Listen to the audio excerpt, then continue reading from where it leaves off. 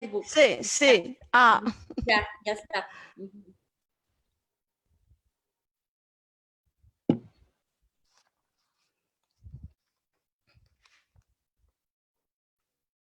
¿Listo?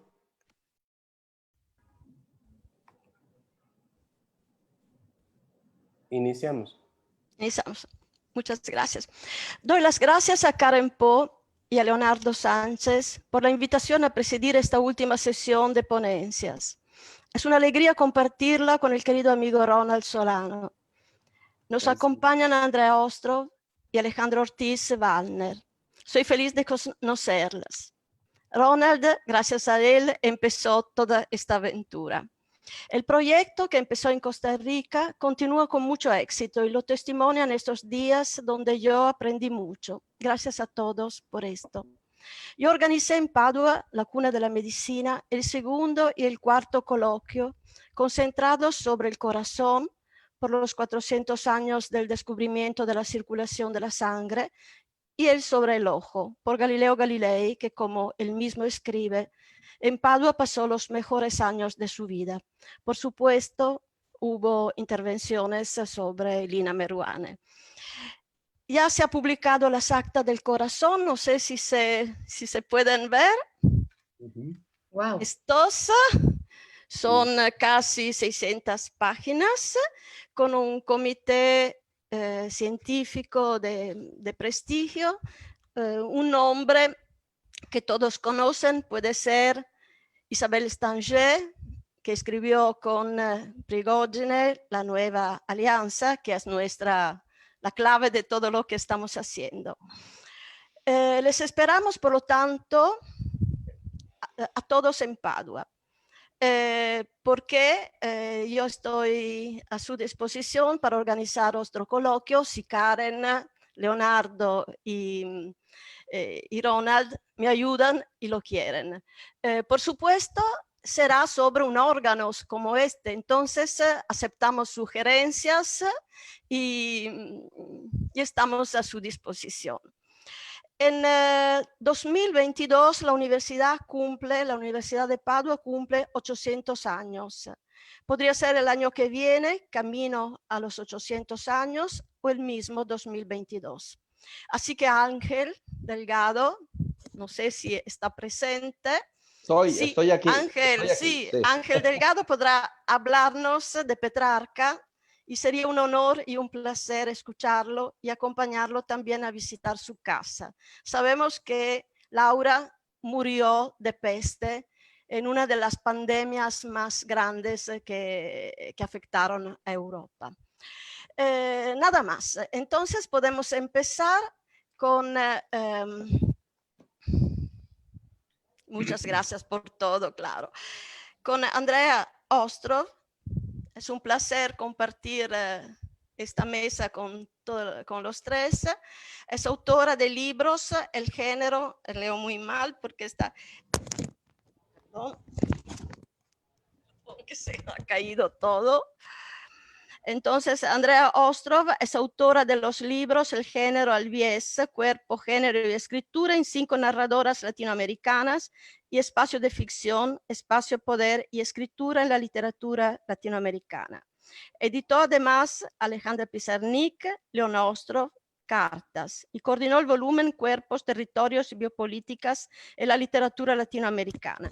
Recibió el Premio Internacional Lucian Freud, Fundación Proyecto del Sur, y dirigió varios proyectos de investigación financiados por la Universidad de Buenos Aires.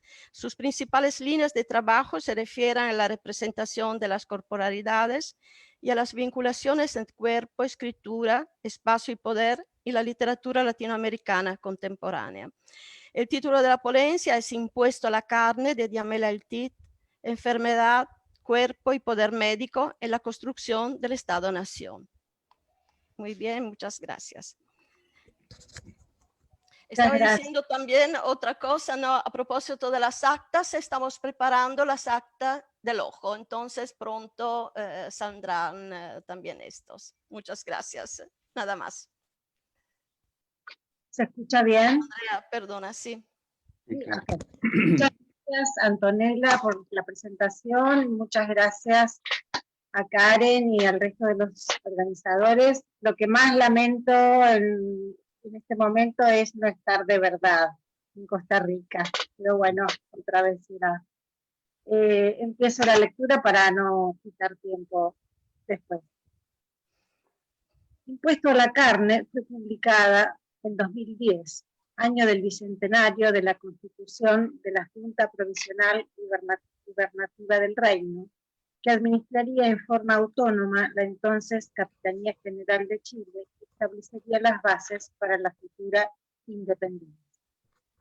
La novela tematiza los 200 años de historia chilena a partir de una sinécdoque espacial que propone el hospital como territorio y el cuerpo femenino indígena e indigente como cifra de las enfermedades que es necesario erradicar para sanear el cuerpo territorio nacional.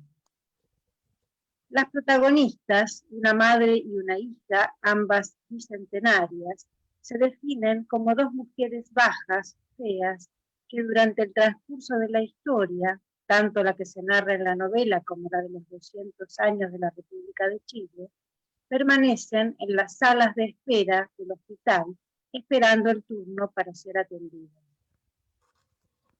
El relato en primera persona de la hija, que se nos ofrece a la lectura, se plantea explícitamente como la crónica más ardiente de la postergación.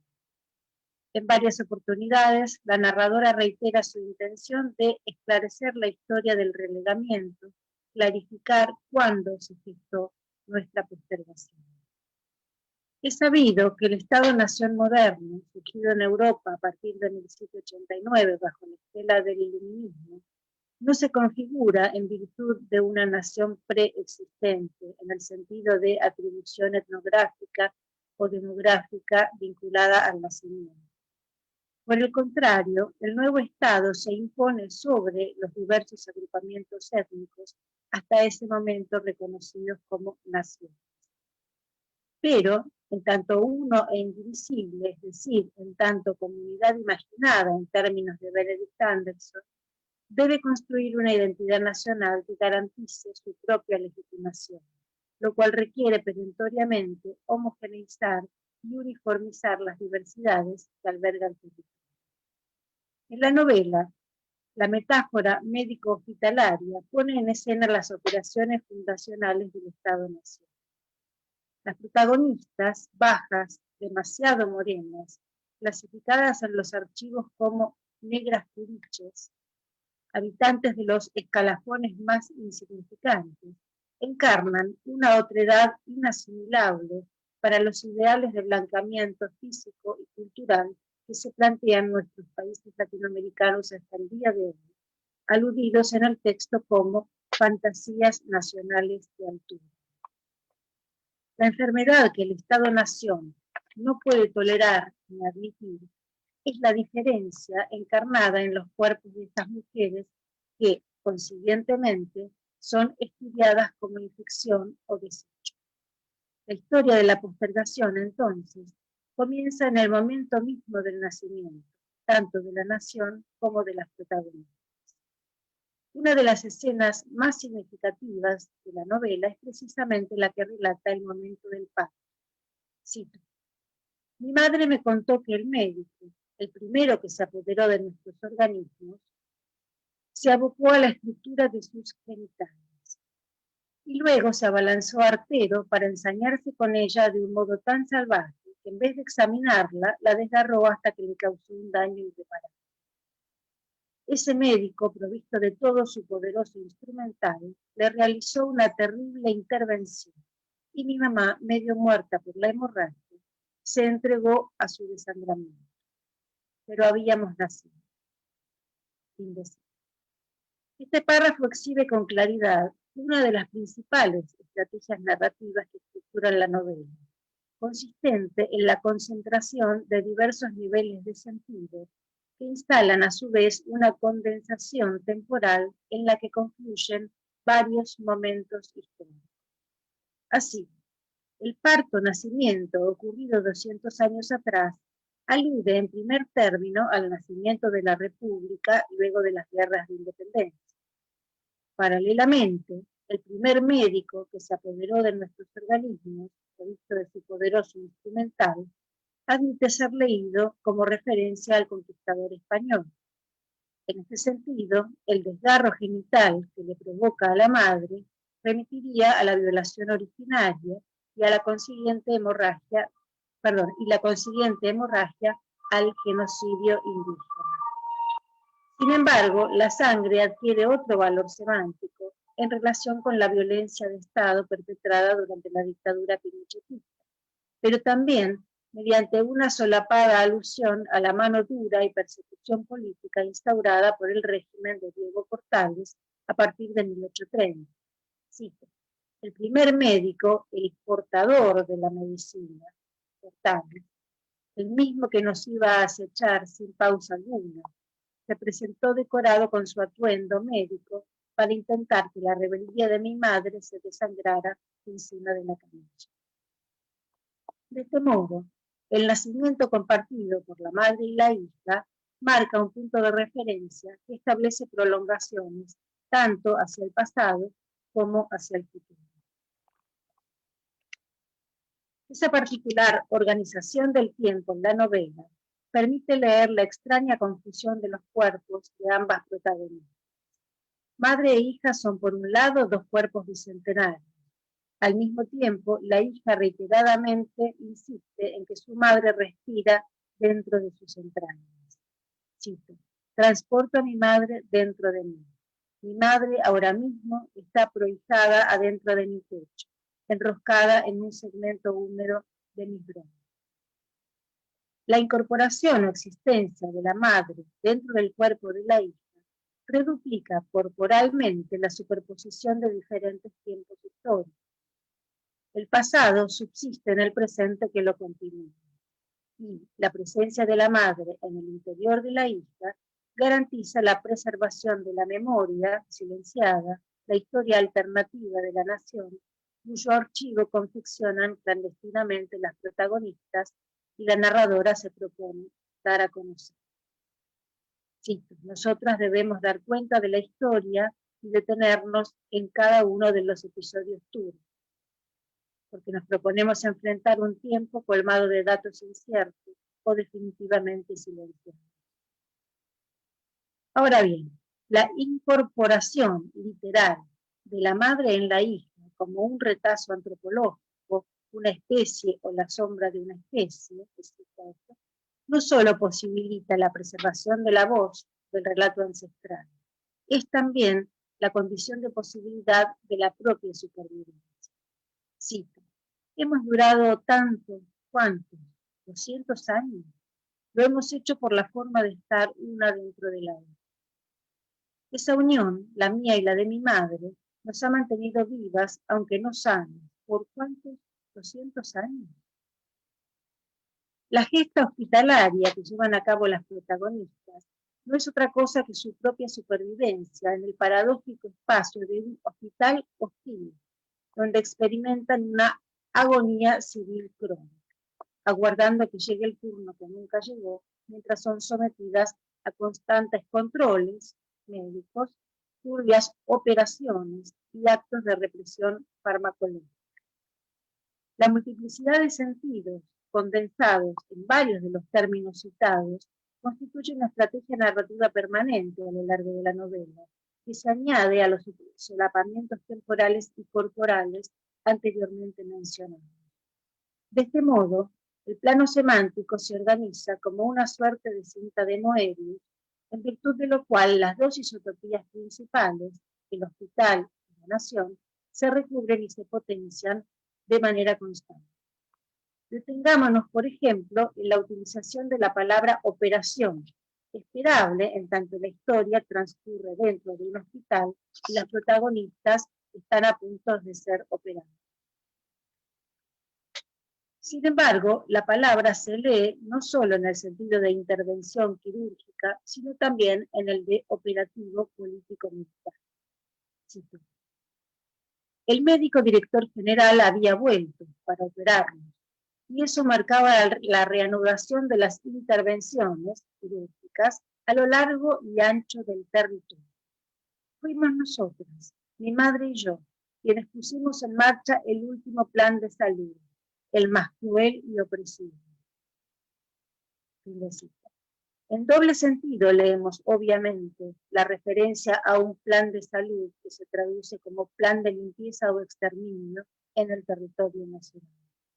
Consiguientemente, las manos de los médicos están demasiado manchadas de sangre y las enfermeras conforman un batallón o una división completa de impecables agentes de quizás que turbias operaciones.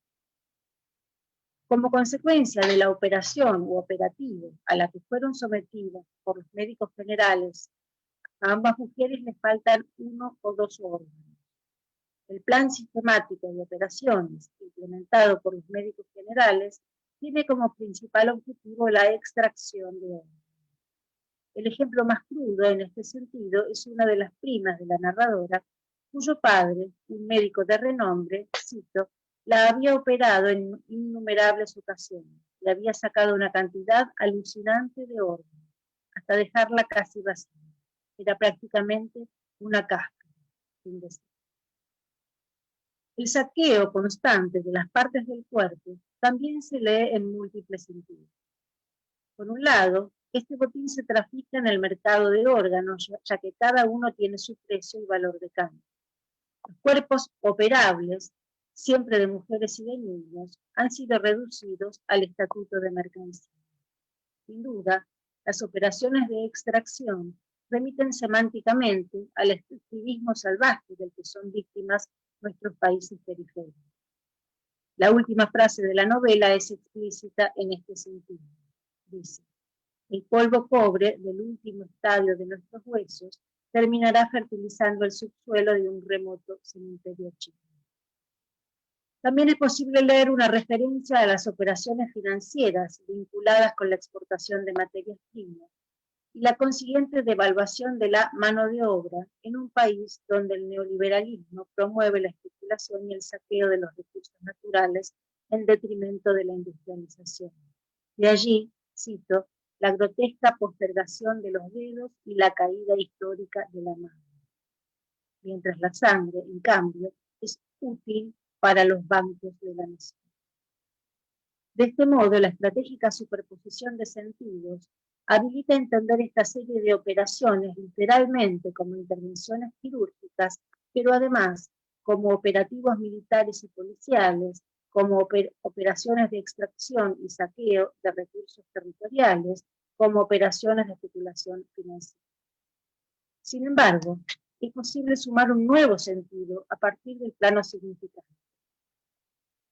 Si tenemos en cuenta que las intervenciones quirúrgicas de la Patria Médica constituyen un plan sistemático de extracción de órganos, los cuerpos vaciados son, en sentido literal, desorganizados. De este modo, las operativos tendrían como objetivo último la desarticulación de toda organización popular opositora a los intereses del poder. En virtud de esto, la larga supervivencia de la narradora y de su madre constituye el gesto más cabal y extremo de resistencia. La bicentenaria vida de estas mujeres feas, bajas, pobres y ancianas, siempre bajo el estricto control del poder médico-político, es en sí misma el testimonio que se proponen escribir sobre la trastienda de la historia, en la medida en que sus cuerpos constituyen el primer archivo del desarrollo. Las sutiles estrategias de supervivencia que los protagonistas han desplegado desde su nacimiento han posibilitado no solo su perduración gracias a una paradójica salud de fierro pero vencida por múltiples enfermedades, sino la reconstrucción de una memoria alternativa de la historia nacional al constituirse ellas mismas en el archivo de la postergación, del relegamiento y la represión, convirtiendo a sus órganos en voceros de la historia. Al despertar de la última operación en la sala común, la narradora afirma: permaneceremos acostadas testimoniando las muertes masivas de las mujeres, pero no sé cuántas. Será así porque mi mamá y yo somos anarquistas y tenemos la obligación histórica de redactar las memorias de la angustia y el desvalor. Voy a escribir con la voz de mi madre clavada en mis riñones o prendida en mi pulmón más competente. La resistencia orgánica de las protagonistas desprograma las, entre comillas, fantasías nacionales de altura, que la Constitución, tanto en un sentido fundacional como jurídico del Estado, ha buscado consolidar a lo largo de 200 años por medio de las múltiples operaciones anteriormente analizadas. La fortaleza de estos cuerpos bicentenarios, clasificados en los archivos hospitalarios como furiches, aterroriza a los médicos con cara chilena en la medida en que su sangre contiene, cito, una cantidad innumerable de organismos que todavía no terminan de catalogar. Dice la narradora, los archivos del país o de la patria, de toda la nación, no estaban preparados para nombrar. Me interesa detenerme en otro procedimiento reiterado a lo largo del texto, que la frase recientemente citada hace visible. La mención sistemática del país, la patria y la nación, con variantes en el orden de las palabras, pero siempre en forma conjunta. En varias ocasiones, la narradora completa la enumeración con un comentario que contribuye a introducir la inestabilidad de estos tres términos y hacer explícito su propio escepticismo. Cito, el país, o la nación, o la patria, o como se llame, o incluso como se llame actualmente. Otra cita, mi cuerpo y el de mi madre están recostados en el revés más agujereado de la patria, o de la nación, o del país, o como se llame ahora mismo. Como se ve en este último ejemplo, la tríada configura una organización conceptual que delimita y distribuye los lugares de inclusión y exclusión, estableciendo diferentes clases de ciudadanía. Si bien los tres términos aparecen siempre yuxtapuestos, como sugiriendo una equivalencia semántica, la hesitación de la narradora respecto del nombre que corresponde actualmente introduce una dimensión temporal que resulta pertinente considerar, puesto que se trata de tres conceptos que a partir de la modernidad han sido radicalmente resemantizados. A fines del siglo XVIII, la configuración de los estados modernos vació de contenido aquellos medios vitales y experienciales que eran la patria, la nación y el país, convirtiéndolos en abstracciones. A partir de entonces, el país ya no es el pago natal, sino el ámbito jurisdiccional que delimita la injerencia del Estado. La nación, ahora con mayúscula, deja de ser una asociación natural para convertirse en una entidad imaginariamente homogénea y excluyente, que aniquila diversidades y diferencias. Y el sentimiento patrio queda reducido a una imposición de lealtad de índole legal jurídicamente percibible. Resulta evidente, entonces, la particular carga significativa de esta tríada conceptual insistentemente recuperada por parte de la narradora, en tanto pone en escena el vaciamiento semántico de estas categorías intrínsecamente vinculadas con una forma de vida humana.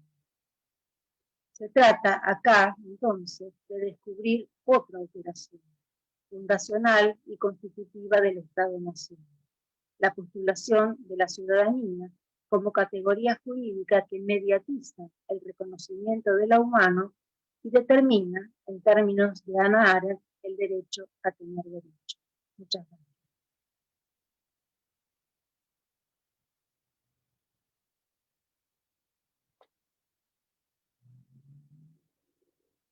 ¿Está silenciada, Antonella? Sí, Antonella, tenés que abrir el micrófono.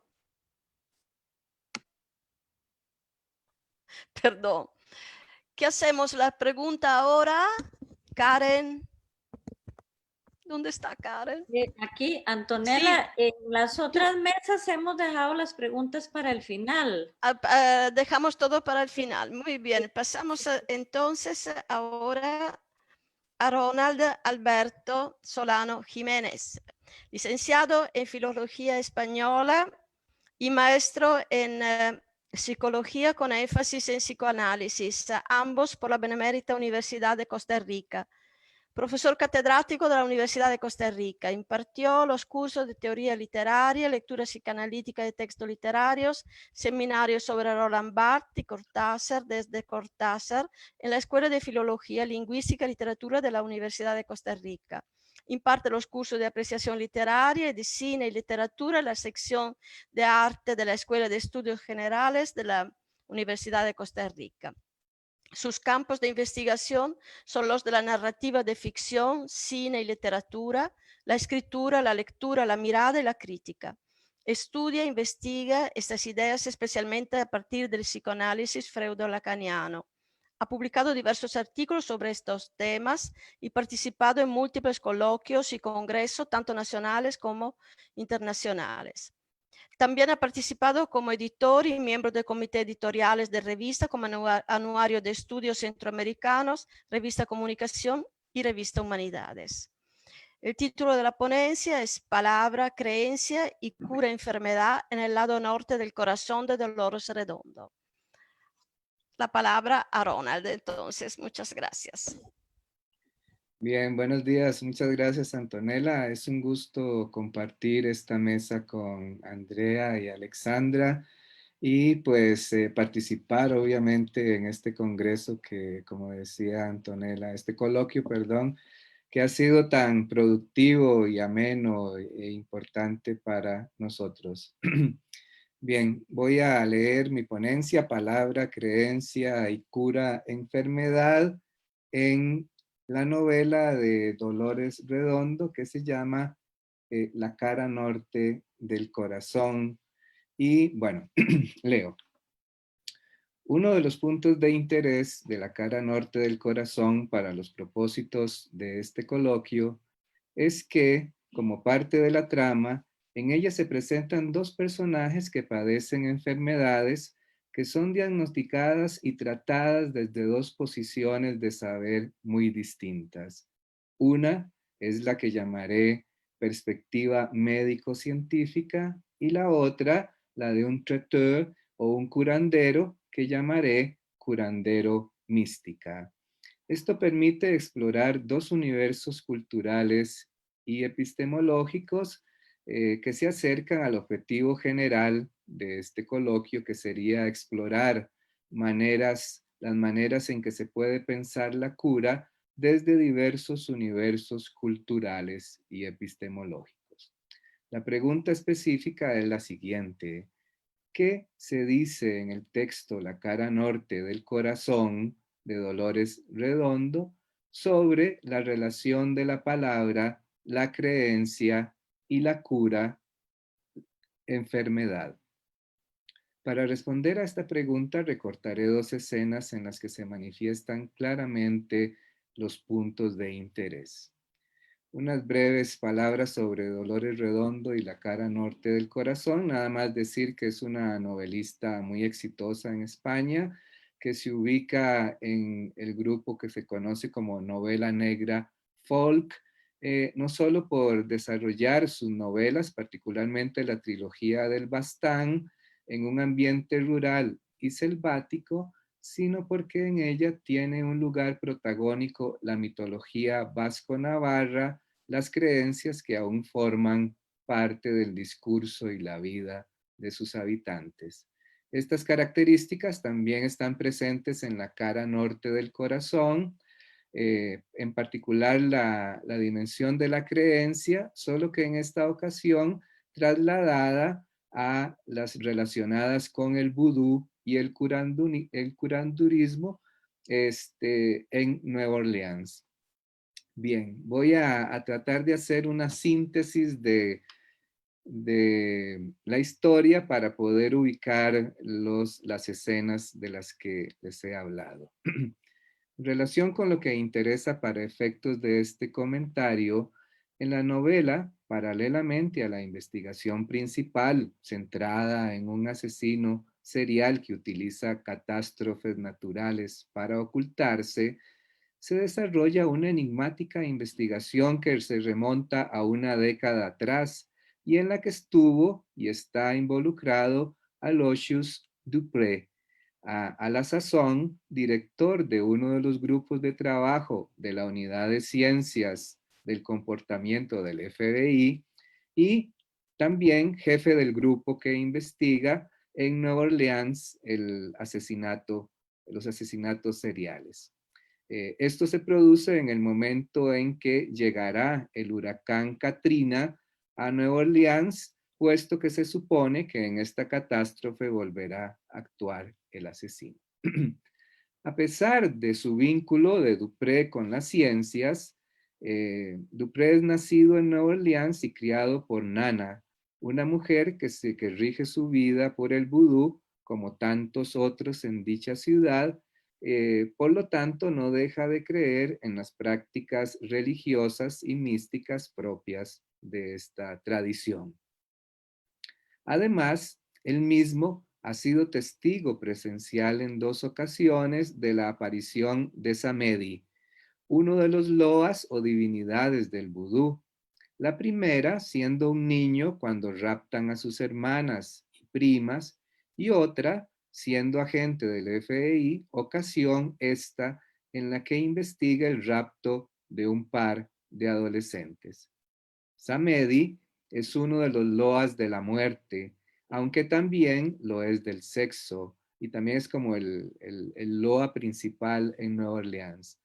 Como dios de la muerte, tiene poder sobre los zombies y la resurrección, así como el decidir sobre la sanación de los muertos terminales.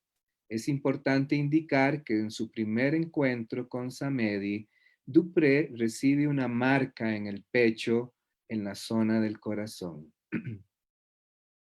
Pasando ya propiamente al tiempo de Katrina, en un episodio que se produce después de que el huracán ha azotado la ciudad, Dupré y sus amigos atienden una llamada de alerta en una casa en que se han introducido para llevarse a 2 niñas. Cuando llegan, se encuentran con un escenario en el cual un hombre está herido y su mujer y su nieto le ayudan a repeler a unos seres que acechan desde el piso de abajo. Son Samedi y los suyos. Según los habitantes de la casa, cuando el comando precedido por Dupré baja, se encuentra con una mujer que es descrita como horripilante, de piel seca y pegada a los huesos, el cabello como de esparto y unos ojos sin mirada. Una zombie que parece que hace terribles sonidos y no ha podido oír con los secuaces a los que acompañaba porque todo está inundado obviamente por el huracán y tiene una pierna rota. Al enfrentarla Dupré y preguntarle quién es, descubre que es una de las jóvenes que había sido raptada por Samedi 10 años antes y a quien él había buscado sin resultados. Se llama Medora Liret. Con una voz de ultratumba dice su nombre y que está muerta. Apoya entonces su mano sobre el corazón o el pecho de Dupré y pronuncia las palabras Basagra, estoy muerta y tú también.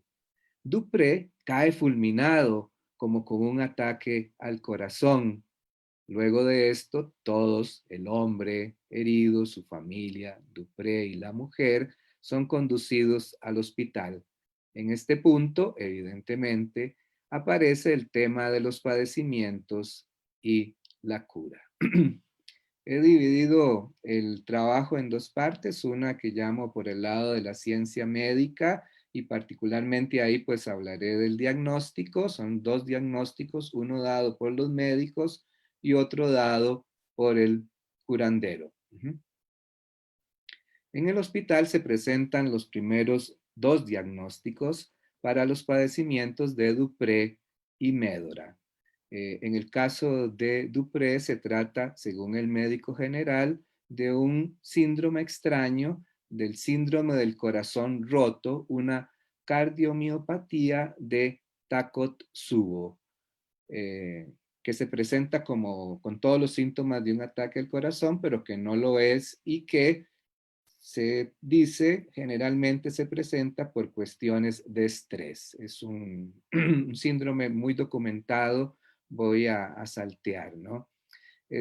Según el médico, esta dolencia, el corazón vuelve por él mismo a su forma natural después de un tiempo y no lo van a tratar porque no disponen de los medicamentos con los cuales se hace, que son beta bloqueantes e inhibidores de la enzima conversora de la angiotensina, es decir, medicamentos farmacéuticos no lo tratan y lo van a dejar ahí. Bueno,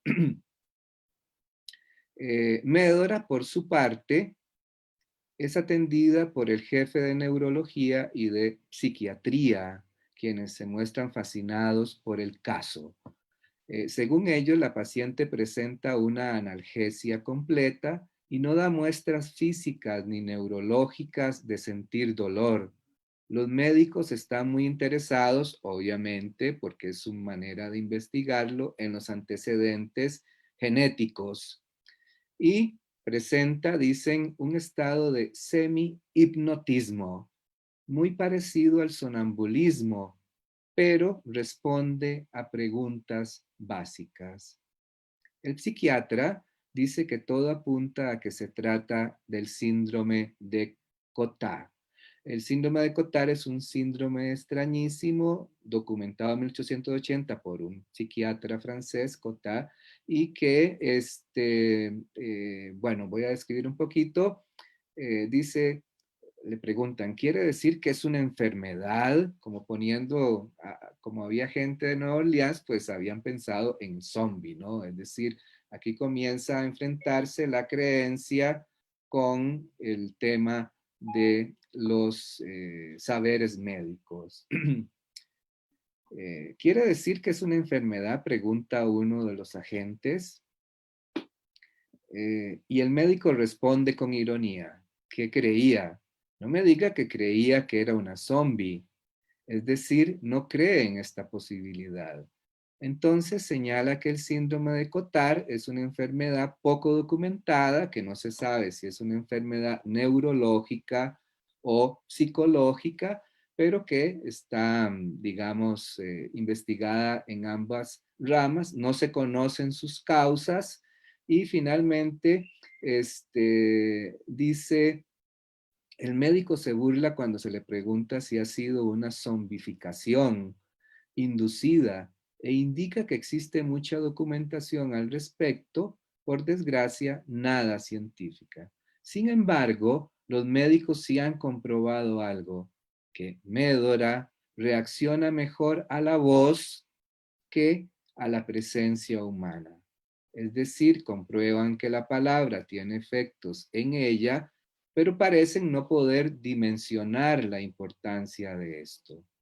Un rasgo que presenta Médora es que no solo tiene limitaciones para hablar, sino que repite siempre las mismas palabras, como si fueran las únicas que tiene a su disposición.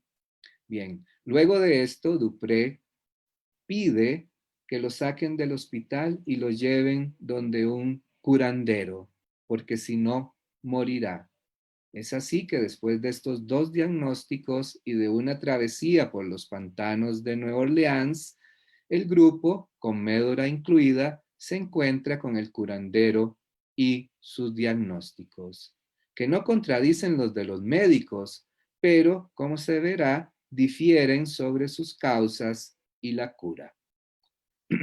Lo primero que se encuentra, lo que produce este encuentro es una caída, por decirlo así, de la imagen o el prejuicio que tenían los agentes, que como se supone son del FBI, son más del orden de la ciencia, de lo empírico, de la racionalidad que de la creencia, obviamente.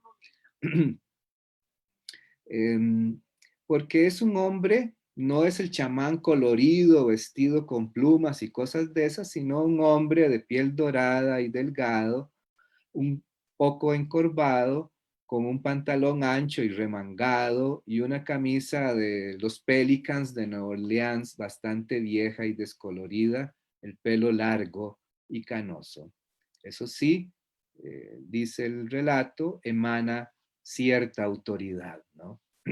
Y vamos a la cura o de la eficacia simbólica, como lo he llamado esta sección. Esta sección me voy a detener en las dos escenas principales y pues las voy a resumir muchísimo para poder tener chance de terminar. A continuación se describe la cura que realiza el curandero con Dupré. El traiteur se sentó a la cabeza del camastro donde habían colocado a Dupré, se arrodilló en el suelo de madera y puso sus manos sobre el pecho del hombre, al mismo tiempo que inclinaba la cabeza y musitaba oraciones o magia o hechizo. Amaya no sabía por qué, pero supo que aquel hombre era poderoso de una manera humilde. Fue moviéndose a los lados, a los pies, por todo el cuerpo, siempre diciendo las oraciones. Luego se puso de pie y miró a los presentes. Dupré descansaba con los ojos cerrados y las manos a los lados del cuerpo. Ya no sudaba, parecía dormir plácidamente. Ahora, dice el curandero, ahora yo ya lo he curado, ahora debemos dejar que él se cure. Luego se presenta la cura de Médora y el traiteur avanza, dice, hasta situarse frente a ella y sin tocarla. Inclinó la cabeza y comenzó a recitar su plegaria, moviendo tan solo los labios. La mujer comenzó a balancearse adelante y atrás, como si una onda plácida recorriera su cuerpo desde los pies, subiendo por las rodillas, las caderas, los hombros y el cuello mientras siseaba. Amaya observó hechizada cómo un cuerpo maltratado, seco y anquilosado se contoneaba. El traiteur dio un paso hacia Médora y mientras recitaba su plegaria, de pronto la rodeó con los brazos como a una niña pequeña. Ella se desmadejó en sus brazos mientras la cabeza caía hacia atrás dejando a la vista de todos la crueldad de la muerte en su rostro. El traiteur la cubrió con una manta. Como se puede notar, lo que domina las curas realizadas por el traiteur son, por decirlo así, materiales discursivos, hechos de palabra, plegarias, oraciones, hechizos, rituales. Con ellos y con sus manos, el curandero toca los cuerpos, incluso hasta hacerlos contonearse o reposar. Como ya lo había señalado Claude Lévi-Strauss, existe una eficacia simbólica, un efecto de las palabras sobre el cuerpo que permite curar o al menos aliviar ciertos padecimientos. Luego viene el diagnóstico que voy a saltear para poder concluir. Es una larga escena, pero lo fundamental aquí es las afirmaciones del traiteur. Dice, su amigo se pondrá bien. A ella no puedo curarla. Amaya le miró estupefacta. ¿Qué era entonces aquello que acababa de ver? Como si hubiera escuchado la pregunta, el traiteur contestó. La cardiomiopatía de Takotsubo se llama así, se llama también el síndrome del corazón roto. Eso es lo que le ha pasado a su amigo, viene el diagnóstico. Lo que le constreñía el corazón era una grapa de miedo e inseguridad colocada a traición sobre él. No puedo curar a esta mujer porque el lugar donde radica su mal no está en ella. Luego hay preguntas, ¿no? Que ¿por qué no la puede curar? Y el traiteur responde. Alguien le pregunta, ¿pero es eso posible? ¿Que no se pueda curar? ¿Que no tenga el alma en sí? Y el trator responde, ella cree que lo es y eso es suficiente. Quizá no se la ha quitado, pero sí que la tiene cautiva. Mientras tanto ella es su esclava. Y el lugar que Le Bon Ange, el alma o el angelito, ocupaba, es ahora como un tambor, una caja de resonancia donde otros visitantes pueden entrar como en una casa abandonada. Los médicos dijeron que se trataba del síndrome de Cotard. Estoy de acuerdo, dice.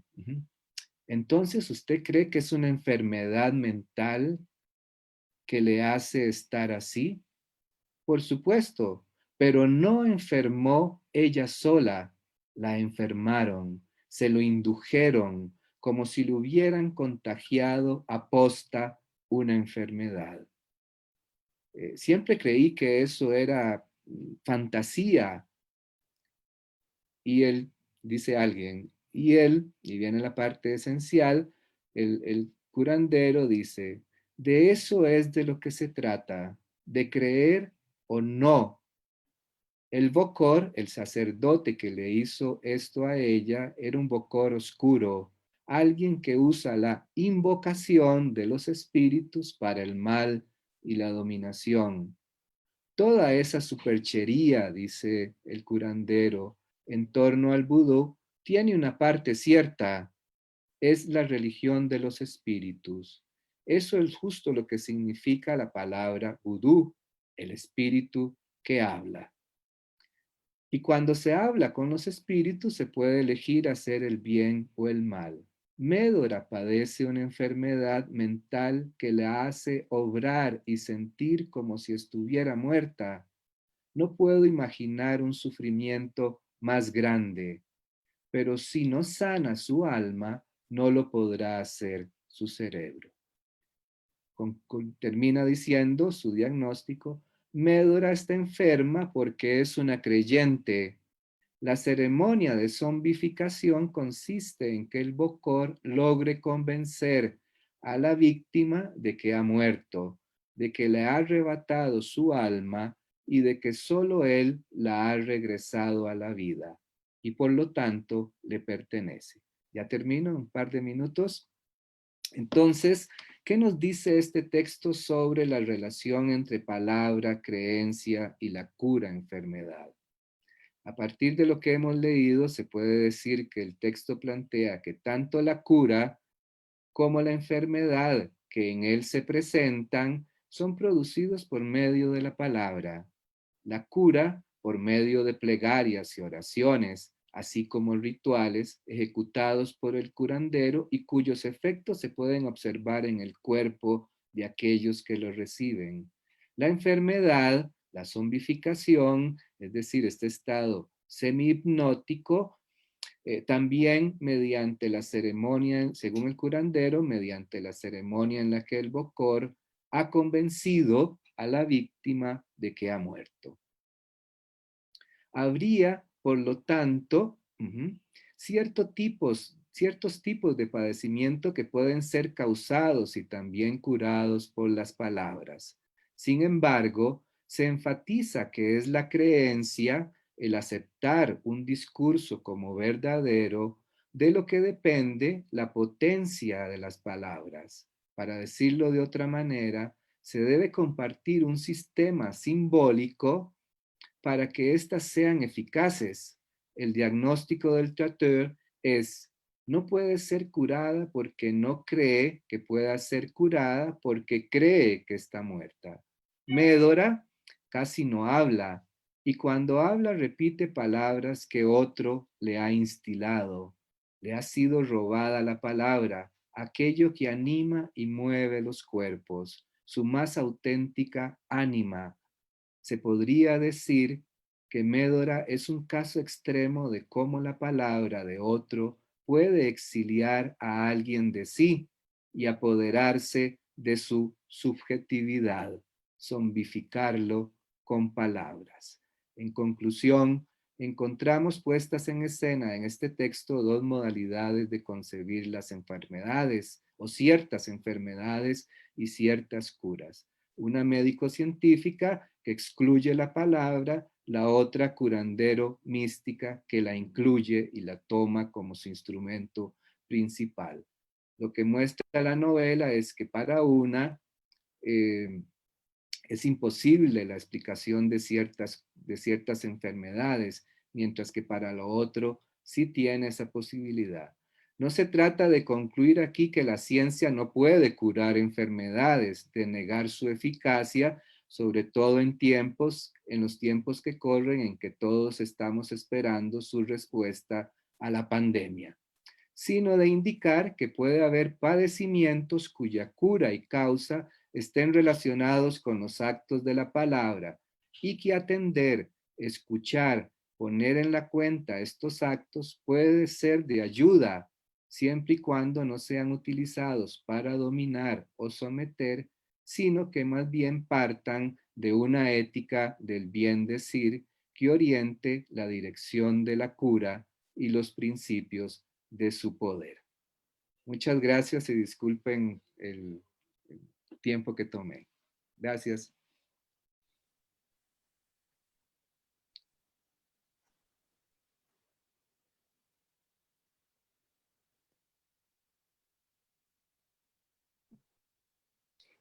Antonella, creo Antonella, que cerrado el micrófono. no te oímos. Perdón, no estoy acostumbrada. No, durante la clase sí, pero perdón. Alejandra Ortiz Wallner es doctora, se me oye, sí, Sí, en literatura por la Universidad de Potsdam. Actualmente es investigadora de la Fundación Alemana para la Investigación Científica en la Universidad Libre de Berlín y profesora del posgrado en literatura de la Universidad de Costa Rica.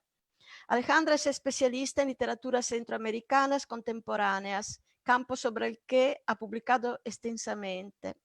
Es una de las editoras de ISMO, revista virtual de estudios literarios y culturales centroamericanos, miembro de diversas redes internacionales de investigación como Redisca, así como de la nueva mesa directiva del Instituto Internacional de Literatura Latinoamericana y del Consejo Consultivo de Centroamérica. Título de la ponencia: Renombrar la enfermedad, una lectura del sistema nervioso de Lina Meruane. Entonces, camino a Lina ahora. Muy bien, muchas gracias. Alejandra, a ti la palabra. muchas gracias, Antonella, por presentarme. Gracias también a Leonardo y a Karen por la organización, a Jairo también por todo el apoyo para que podamos no solo estar reunidos en esta nueva forma, sino también para que muchas otras personas puedan escucharnos y compartir un poco lo que estamos pensando estos 3 días. Y estoy también muy encantada de estar con Andrea y Ronald en esta mesa, pues he leído también sus textos, entonces es como conocerlos de otra manera. Y bueno, yo voy a presentar, que es la primera vez que además presento algo con la autora presente. Lina y yo presentamos su novela cuando salió. Ella estaba también aquí en Berlín, así que es un recuerdo muy, bueno, como emotivo, porque era otro tiempo y era otro mundo, ¿no? Y ahora he vuelto a leer esta novela con otros ojos, así que es un poco compartir esa nueva experiencia de lectura que hice recientemente de Sistema Nervioso, que se publicó en el 2018. Voy a leer. En medio de la incertidumbre que colma nuestra cotidianidad desde hace meses, no cabe duda que nuestro presente, el de la pandemia, y cómo intentamos reflexionar y comprender nuestra relación con el acecho del posible contagio de la enfermedad, ha hecho que no pocas veces recordemos lo que aprendimos de Michel Foucault acerca de cómo el discurso científico médico y la práctica médica fungen como dispositivos de control social. A la vez, meses de cuarentenas y medidas de control de nuestros cuerpos en el espacio público nos han confirmado una vez más que las enfermedades son físicas y mentales, pero también construcciones sociodiscursivas contenedoras de juicios, horizontes ideológicos y culturales enmarcados en contextos sociohistóricos localizados espacial y temporalmente. Hace unos días, Franco Bifo Berardi, el filósofo italiano, reflexionaba en una conversación con colegas argentinos de la Universidad 3 de Febrero alrededor del tema respiración umbral, virus y literatura. Y ahí describió la actual situación de vivir la pandemia como la experiencia de estar en un umbral, utilizando para ello una imagen doble, de ida y vuelta entre un adentro y un afuera. Y esta es una cita de esa conversación. Dijo: el umbral es el pasaje en el cual nos trasladamos de la luz a la oscuridad, pero tal vez también de la oscuridad a la luz. Fin de la cita. Bifo Berardi también se refirió a las actuales prácticas de distanciamiento social como generadoras de una sensibilización fóbica en el marco de un disciplinamiento sanitario que estamos llamados a pensar críticamente. Y en toda esta reflexión destacó la capacidad premonitoria de la literatura en tanto configuración que puede poner en marcha la ampliación de nuestra capacidad de imaginar lo que antes no era imaginable en el lenguaje dominante. Mientras escuchaba al filósofo italiano, me era imposible no pensar en las novelas de Lina Meruane y con la escucha muy atenta sobre cómo nos interpelan en este presente de la pandemia. Y de ahí releí y regresé a Sistema Nervioso, esta novela publicada en 2018 sobre la que voy a compartir unas breves reflexiones. En años recientes, la crítica latinoamericana ha dibujado un campo creciente de obras literarias que tocan el tema de la enfermedad.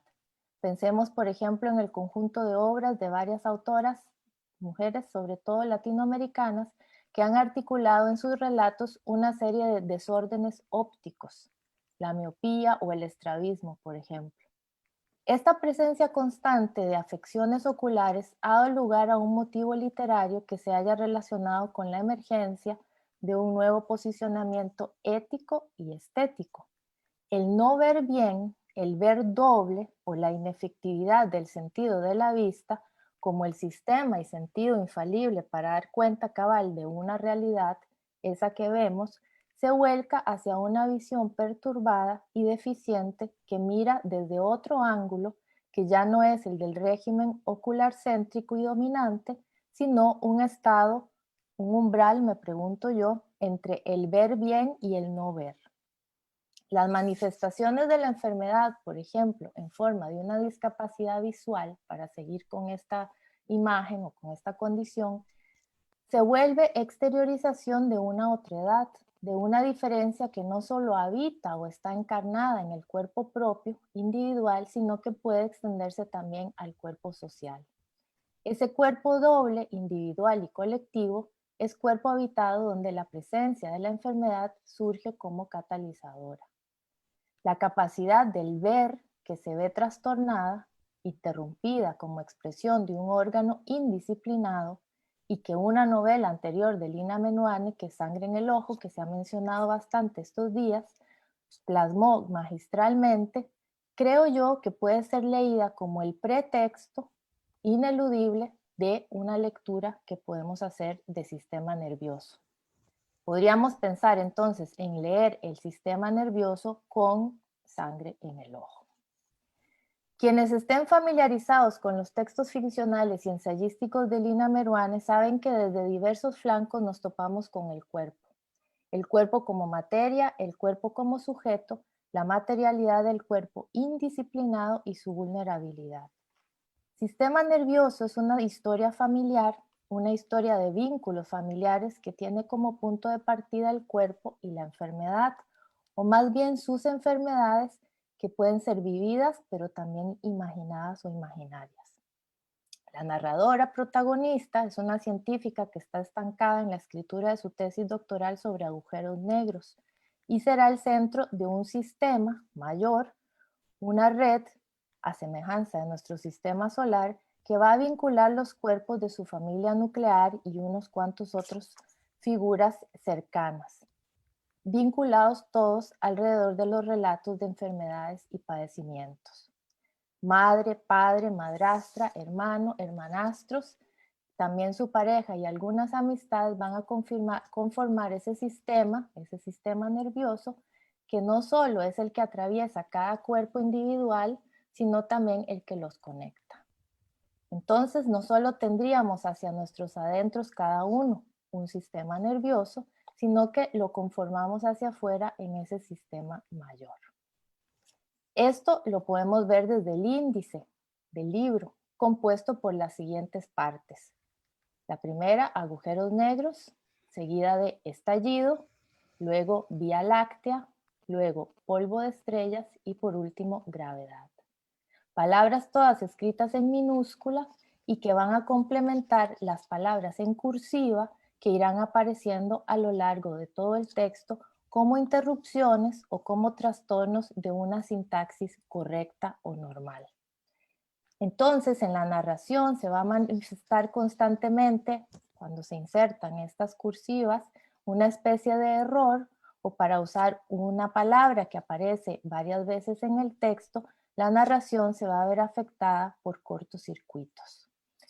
Y voy a leer nada más un breve ejemplo, muy al inicio, en el libro, dice la narradora: trabajar horas tan largas podía hacerla estallar. Eso decía él, que sabía de estallidos, pero no dijo estallar ni dijo reventar, dijo quemándose la lengua en un café que acababa de prepararse y que ahora equilibraba a oscuras en su mano. Como si escupiera, dijo cortocircuito. Y ella vio una chispa rápida recorriendo sus nervios, la piel cubierta de pelos, encendidos, vibrantes, eléctricos. Encendidos, vibrantes y eléctricos en cursivas. Fin de la cita. El texto de Lina Meruane, que desde los juegos que propone a partir de la forma, va a tensionar el género literario de la novela, retrata a una mujer que vive en el país del presente. Desde el inicio se nos explica eso. Y como dije, trabada en el desarrollo de una tesis doctoral sobre agujeros negros.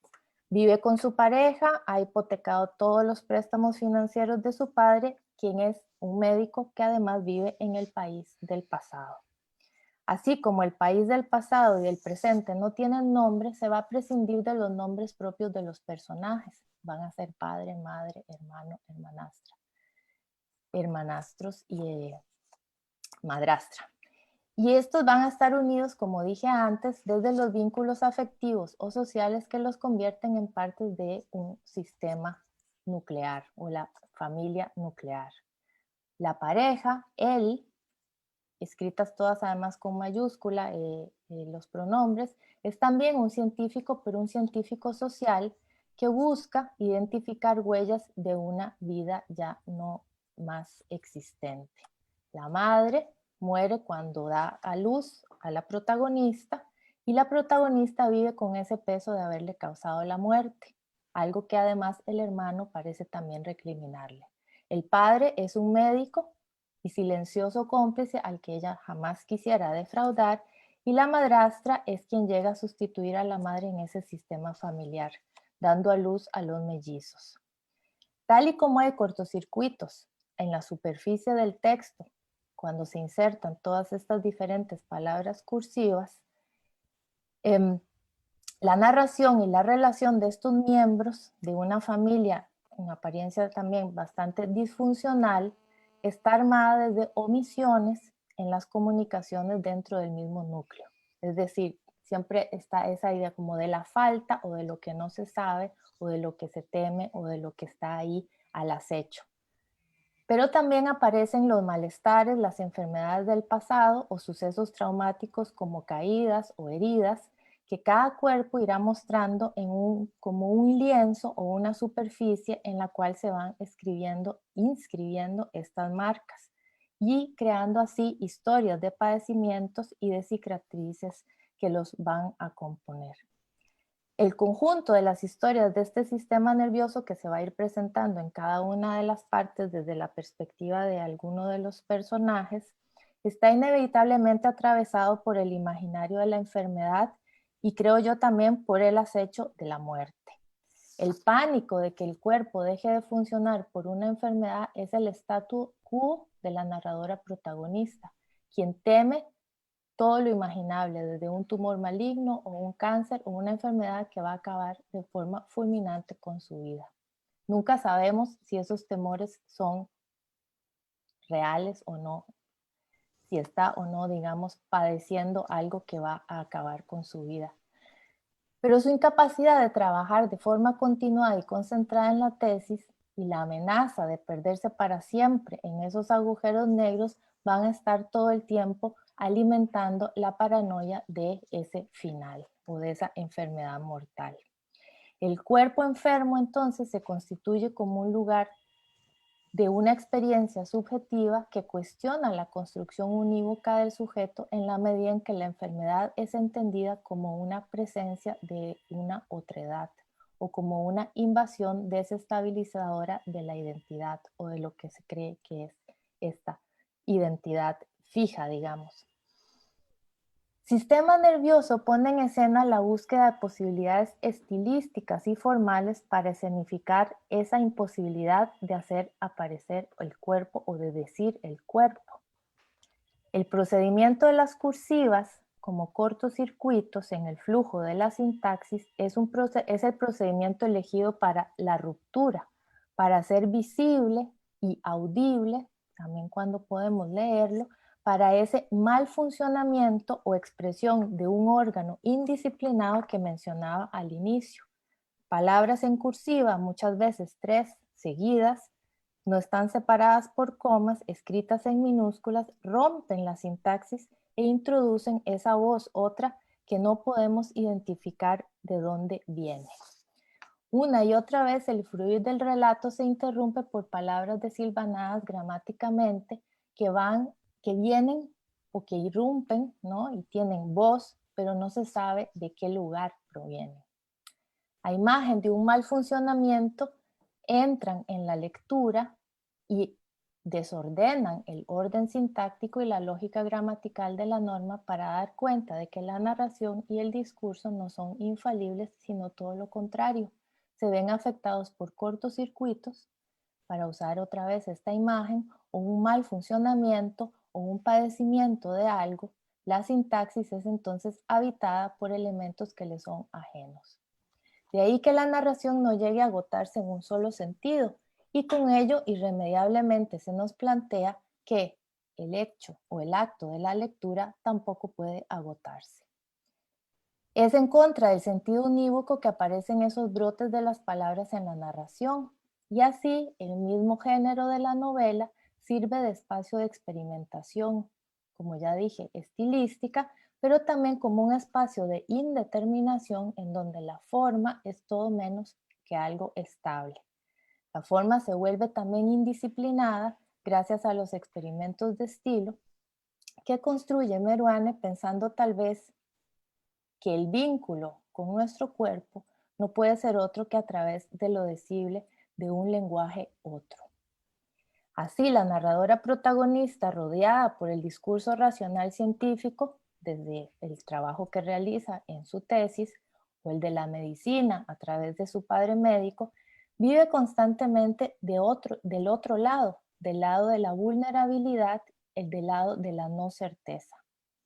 El miedo al colapso o la sensación de disolución que permea las imágenes occidentales de la enfermedad suele ser muchas veces proyectado hacia afuera, idealmente en el otro, para poder localizarlo y domesticarlo ahí, fuera de mi cuerpo, con el fin de conjurar el miedo de nuestra propia extinción. Esta operación es cancelada en sistema nervioso, un texto en el que se configura una exploración de nuestra más inmediata y palpable vulnerabilidad como parte de un sistema mayor que parece siempre estar a punto de colapsar. La narradora protagonista que investiga y observa racional y clínicamente los enigmáticos hoyos negros y les hace preguntas, lanzando esas preguntas a ese afuera inabarcable, se convierte en el acto de la narración colmada de cortocircuitos en una inversión del afuera hacia el adentro, de lo insondable hacia lo más concreto y material que poseemos, nuestro cuerpo, pero como parte de un sistema mayor. Pero un cuerpo que no se agota en su univocidad, sino un cuerpo que padece. Retomando el punto de partida de estas reflexiones, la idea de la vista trastornada o del ver mal o del ver doble o del ver solo parcialmente, creo que esto precede al texto que es afectado e interrumpido como está mostrado en Sistema Nervioso. Y al unirse al estilo de una gramática y una sintaxis no normativas ni normativizantes, componen juntas en una especie, digamos, de genealogía, podríamos decir, un sistema que invita o que sugiere o que propone una forma radical y distinta de leer. Y esto es lo que me parece más interesante. Una forma radical y distinta de leer los cuerpos enfermos, tal vez trasladando el acto y la experiencia de lectura a ese umbral de que hablaba Franco Bifo Berardi en esa charla. Pues, para cerrar ya, como leemos en el epígrafe del Sistema Nervioso, una cita tomada del físico teórico Richard Feynman, y esta es la cita: un sistema no tiene una sola historia, sino todas las historias posibles. Muchas gracias. Muchas gracias, Alejandra. Entonces ahora pasamos a las preguntas muy interesantes, las tres, sobre entonces Andrea Ostrov, Ronald Solano y Alejandra, sobre Dianela Altit, Lina Meruane y Dolores Redondo. Preguntas, hemos aprendido mucho.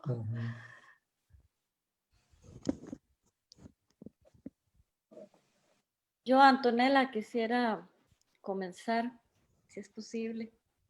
Sí, claro. Sí.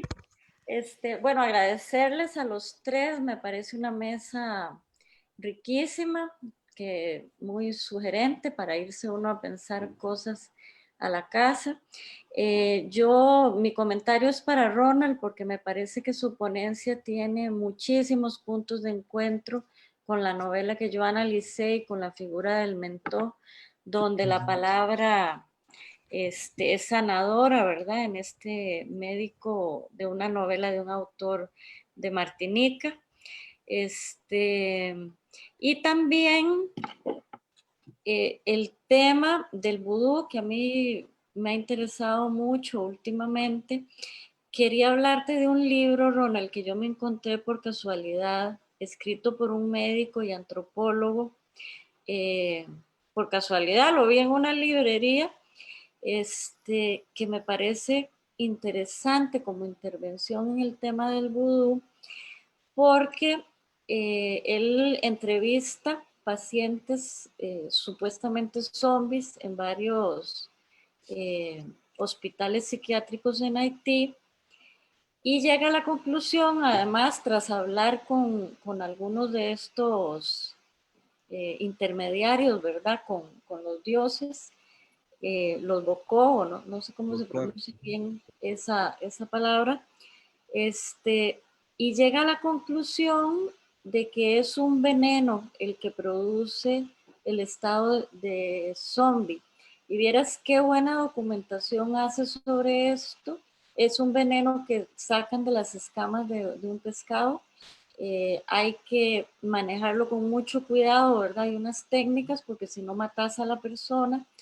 Pero hay una cosa muy interesante ahí, porque él acepta que existen los zombies, acepta también y hace toda una reflexión antropológica sobre lo que implica culturalmente, que vos ya lo mencionaste ahí, ¿verdad? Tiene que haber un tejido que haga que esto tenga sentido, pero también hay una causa, digamos, física, fisiológica, al utilizar este veneno que es narcotizante, y que además, según él, no hay vuelta atrás. Es un veneno tan poderoso que en realidad por eso esta señora no podría regresar.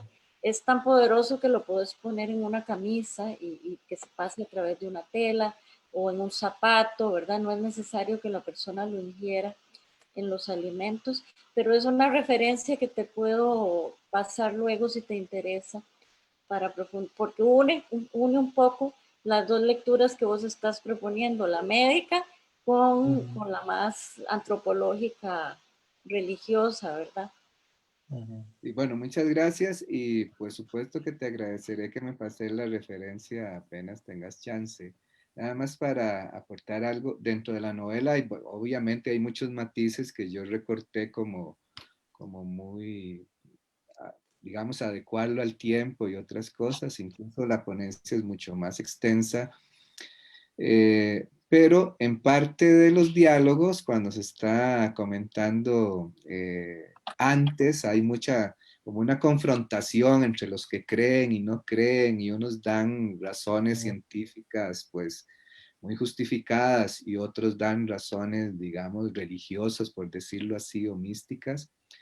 En cierto momento se habla de esa droga, digamos, y lo llaman polvo de muerto, que se utiliza para zombificar y en las ceremonias, o no solo en las ceremonias, sino también como vos decís, se puede poner y con que lo aspiren o lo tomen es suficiente ya para crear un estado hipnótico, etcétera. Se discute un poco lo de si es por drogas que Médora está así o lo que sea. Hay aportes, digamos, porque incluso el texto, yo leí muchas cosas sobre chamanismo y también sobre la enfermedad de Cotard y sobre el síndrome de Takotsubo. eh, y algunos aportan eso, ¿no? Que puede ser provocado por drogas o lo que sea. Hay muy poca documentación científica, aunque hay casos, incluso en América, leí 2 artículos, uno de Chile y otro de Colombia, o de Perú y de Colombia, reportes médicos, digamos. Pero efectivamente en la novela también se propone la tesis de que haya sido por droga. La respuesta que da en cierto momento uno de ellos es que la experiencia, por ejemplo, cuando hay este rapto de mujeres y son utilizadas para la prostitución, bueno, todo ese mercado horrible que hay, y se utilizan drogas para eso, es que cuando salen de ahí y se dejan de drogar, comienzan a retomar, digamos, como sus facultades y poder tener cierta conciencia de lo que está pasando, en tanto que en estos casos de vudú, como decís, parece que no hay retorno a la normalidad, digamos, o a la conciencia. Entonces, pues sí, está planteado el problema y me parece muy, muy interesante. Lo que quería subrayar, obviamente, como psicoanalista o interesado en psicoanálisis, es toda la cosa de la incidencia de la palabra en los cuerpos, por decirlo así, o en las subjetividades, y que puede trascender muchísimo el puro padecimiento habitual, ¿no? Incluso leí un libro muy interesante que se llama ¿Cómo lee un psicoanalista? Sugestión, transferencia e interpretación, de Daniel Brown, un psicoanalista argentino, que propone que habría una sugestionabilidad generalizada en el ser humano debido a su pertenencia a un orden simbólico y la incidencia que tiene. Pero bueno, te agradezco mucho la recomendación y la agradeceré muchísimo, porque hay todo, bueno, también estudié mucho lo del chamanismo y todas las corrientes nuevas de búsqueda, ¿no? Que hay neochamanismo y un interés por buscar curas alternativas a la medicina científica, y pues todo eso es todo un ámbito inmenso de investigación muy, muy, muy grande.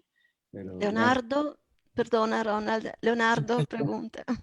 Sí, gracias. Estaba levantando la mano. No, pues la verdad es una mesa realmente hermosa, variada, interesantísima, perspectivas realmente valiosas en todo esto que estamos discutiendo a lo largo de estos 3 días.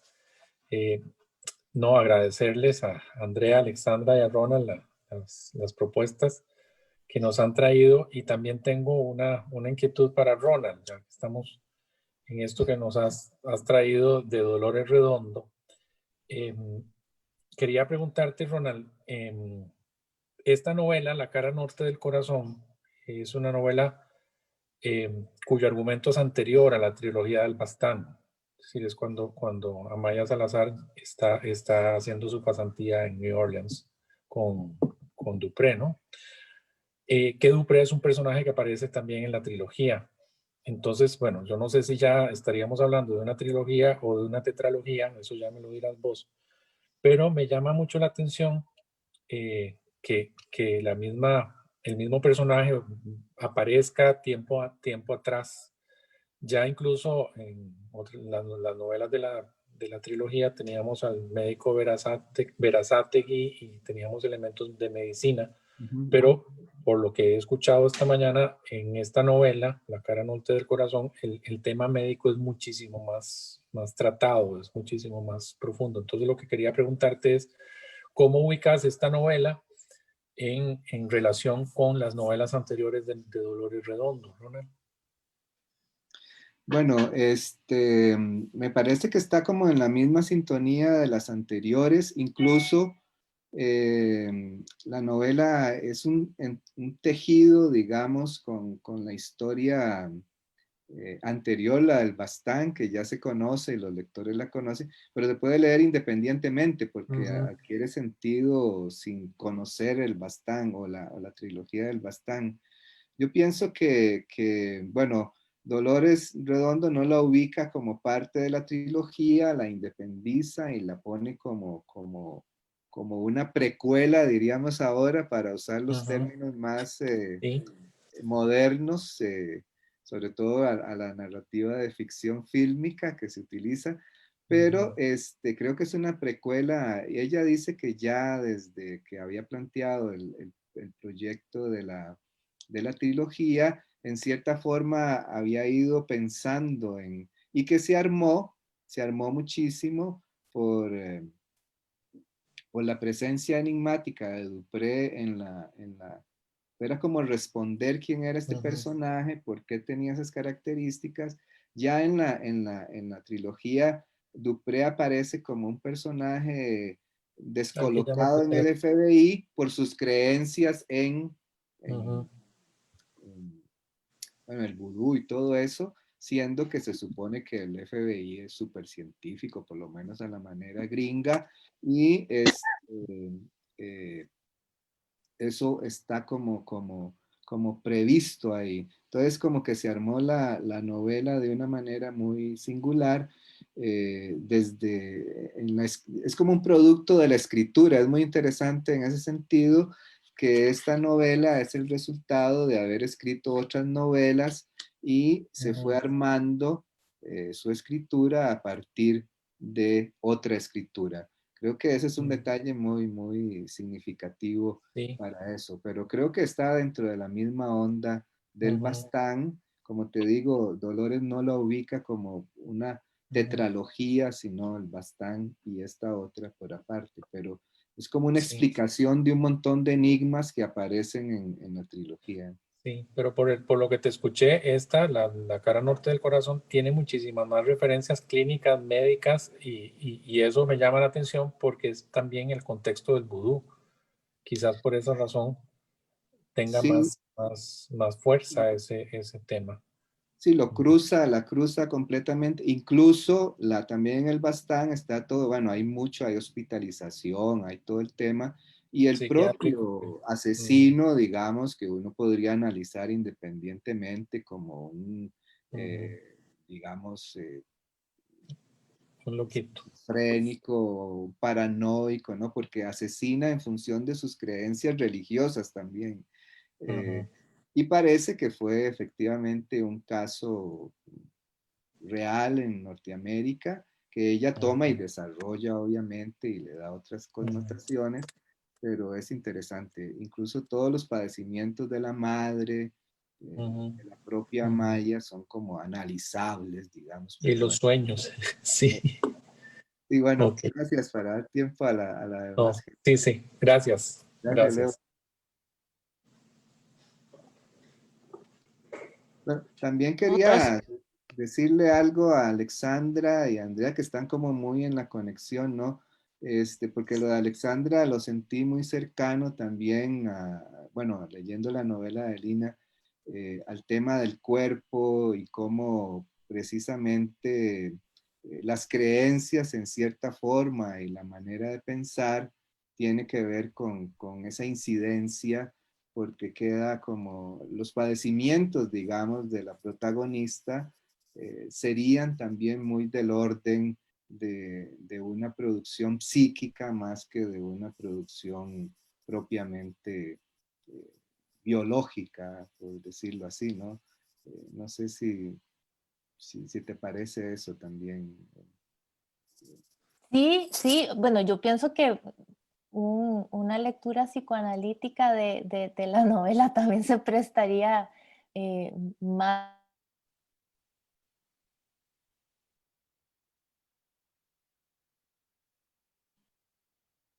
Nos quedamos.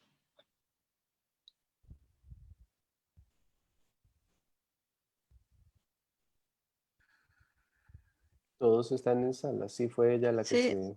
Creo Sí, que sí, está Alejandro y Quedó... quedó sin... sí, Sí, me esa ya. parece. A veces le pasa. Justo en el momento en el que está hablando, Colbert. Qué pena.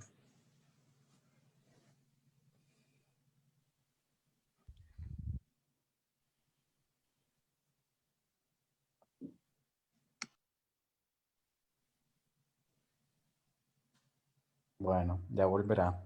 Seguramente va a volver y con Sí. mejor. Tal vez que quite la cámara para que le jale menos internet. Se me ocurre.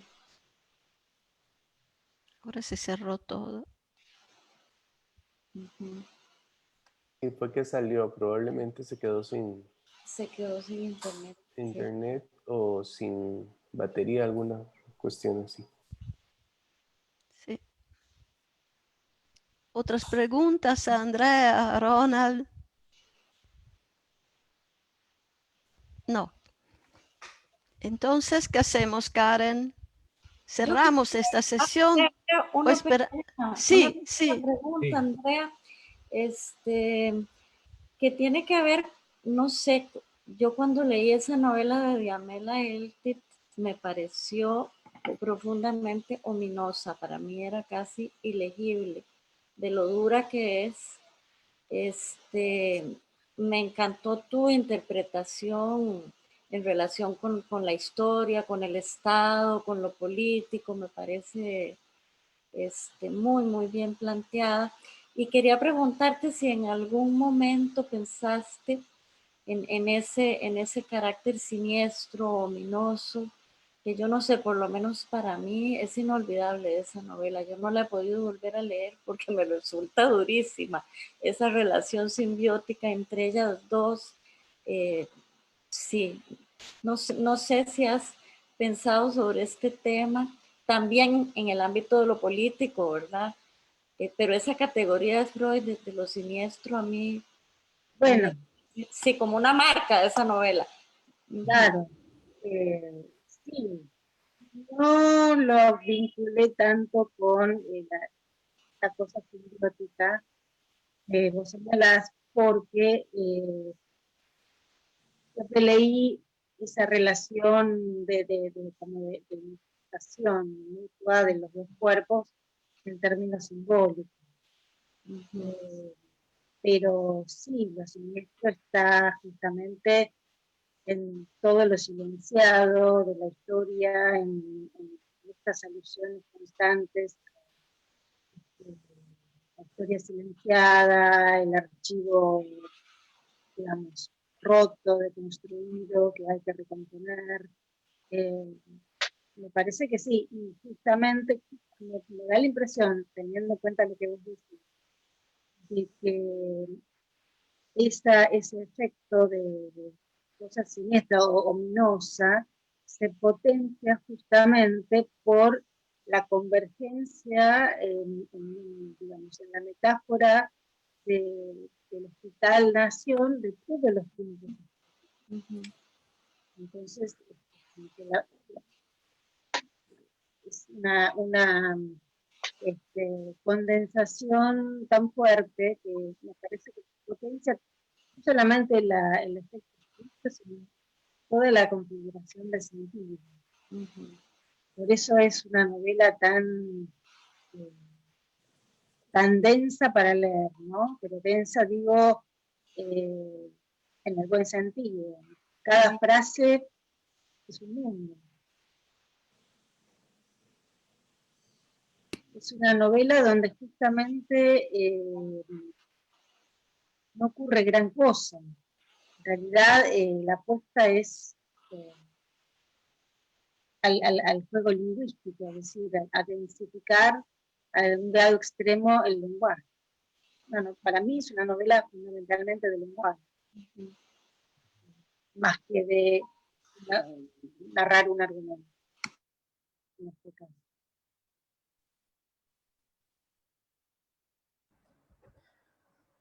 Me dice Alexandra que está reiniciando el router y entonces no sabe en qué momento va a entrar. Esperamos. Ustedes deciden si continuamos o ya paramos la actividad, ¿verdad? Y todavía estamos con unos minutitos. Esperamos a Alejandra. Sí. Ujú. Sí, para hacer una pausa a las 9:50. Tenemos tiempo de... A Karen le quería decir, a mí personalmente me interesa muchísimo menciona el médico antropólogo sobre los procesos de zombificación. Claro. Te pido la referencia, no sé si acá lo podré conseguir, pero es muy interesante. Andrea, ahora lo pongo en el chat, voy a ir a buscarlo para poner referencia. Yo el libro lo tengo en físico, está en francés y el médico es un médico antropólogo francés. Entonces, ahí ahora les pongo la referencia y a Ronald a usted lo puedo prestar en físico. Gracias. Un poco larguito como para tomarle fotos, Andrea, pero en un viaje, mira, yo lo compré en una librería, me estaba esperando, llegué en una de esas ahí en el barrio latino, estaba puesto sobre los zombies, se llama, creo, y la verdad fue muy interesante de leer, muy interesante, sí. Sí, yo descubrí por si les interesa también, se llama como vocabulario del vudú, que fue escrito supuestamente por una curandera de Nueva Orleans que recibió, como se transmite es un oficio, digamos, que se transmite de generación en generación, se va aprendiendo de esa manera. Ella escribió un vocabulario del vudú que me sirvió mucho porque va como describiendo, bueno, el panteón, las ceremonias, los hechizos, los clasifica para qué sirve cada uno. Se los puedo pasar porque está en digital y me fue muy útil para ubicar, digamos, las diferentes dimensiones del vudú y esto. Y está bien escrito sobre todo. No es un estudio antropológico, más bien es como una especie de difusión del vudú, de la magia blanca, por decirlo así, y que la gente lo pueda conocer más en detalle. Pero se los puedo hacer llegar con mucho gusto. Sí, muy interesante. Sí, porque da como un cuadro general bastante completo, sobre todo el de Nueva Orleans, que es el que ella se refiere. Sí. Ajá. Dice Alexandra que ve difícil, que mejor se conecta otra vez cuando exponga Lina. Bueno. Okay. Nada, entonces, Karen, Leonardo, ¿qué hacemos? ¿Hay otras preguntas? Sí, debe haber. Preguntas. No. Bueno, yo Entonces, podría aprovechar sí. preguntarle a Lina su interés por el tema de la enfermedad. Bueno, seguro es una pregunta que ya le han hecho muchas veces, porque evidentemente no solo en su trabajo académico, sino también en sus textos literarios es un tema, creo que constante, ¿verdad? Entonces no sé si querrá referirse a ello. Bueno, la verdad, muchas gracias por la pregunta y muchas gracias por la mesa. Me da vergüenza estar contestando en una mesa en la que yo no estoy. Pero bueno, primero que nada, sobre todo, felicitarlos por la mesa. Estuve escuchándolos con mucha atención y con mucho interés. Para responder la pregunta brevemente y no tomarme tiempo de esta mesa, hay una serie de cuestiones que a mí me forman y una de esas es el lenguaje médico. Yo soy hija de médicos y yo misma padezco de una condición, o más bien vivo y negocio con una condición. Y entonces siempre tuve mucho interés por el lenguaje médico y sobre todo también creo como escritora mucho interés en el caso clínico, porque el caso clínico tiene un componente narrativo bien interesante, ¿no? O sea, hay unos síntomas que son las pistas, hay un asesino al final del camino que es la enfermedad que ya viene, el médico aparece como ese detective, entonces de muy pequeña tuve muchísimo interés por ese relato, que además era incesante en la sobremesa, en la mesa y en la sobremesa y en la vacación y en todo el tiempo. Sigue siéndolo, de hecho. Entonces yo desarrollé como una afinidad con ese lenguaje, un lenguaje que entiendo bien desde el punto de vista médico, y por eso mismo creo que también he querido trabajar con ese lenguaje, e incluso llevarlo al territorio, digamos, sacarlo de lo médico para pensar en una cierta poética de ese lenguaje y una resistencia también a los dictados de ese lenguaje que son tan persuasivos y tan impositivos. Entonces, creo que, por eso digo, que es un lenguaje que me constituye y por el que, digamos, al que me he entregado y después el que he leído a contrapelo. Y escribí 3 novelas sobre el tema médico, son 3 novelas bastante distintas, son lenguajes bastante distintos, y son personajes distintos, y sin embargo yo siento que son una especie de trilogía de la enfermedad que están en relación con mi tesis doctoral también, que es una tesis sobre los enfermos de SIDA y su representación en la literatura contemporánea latinoamericana de los años 80 hasta entrados el siglo XXI. Entonces hay todo un cuerpo, digamos, un corpus de trabajo ahí del que estoy tratando de salir. Pero es difícil con las obsesiones de uno porque como que uno siempre vuelve, y de hecho Sistema Nervioso era un libro que yo no tenía planificado escribir y que no quería escribir, pero que finalmente acabé escribiendo. Entonces espero que este sea el último porque quiero realmente moverme hacia otro campo de interés que también tengo, tiene que ver con la guerra, ¿no? con la confrontación armada. Es un tema que me tiene mucho más pillada ahora. Pero gracias por la pregunta. Perdón, el problema, Lina, es que nos vas a dejar sin trabajo a los que trabajamos en enfermedad. Hay mucha gente escribiendo sobre enfermedad ahora. Yo estoy segura que el corpus A se ha multiplicado en los últimos 10 años de una manera exponencial, por usar un término tan al uso. Entonces yo creo que me puedo retirar de la escena y no va a haber falta de material, estoy segura mía. Muchas gracias.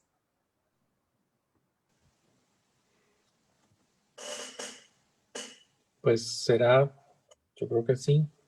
Si hay Liz, alguna más, Antonella. está otra vez con el micrófono bloqueado. Entonces, muchas gracias a Lina, Andrea, Alejandra, que no está, y a Ronald. Si hay otra pregunta, si no, podemos cerrar, ¿no? Esta parte, yo creo. ¿Seguros? Nada. Entonces, hasta pronto con la ponencia magistral de Lina.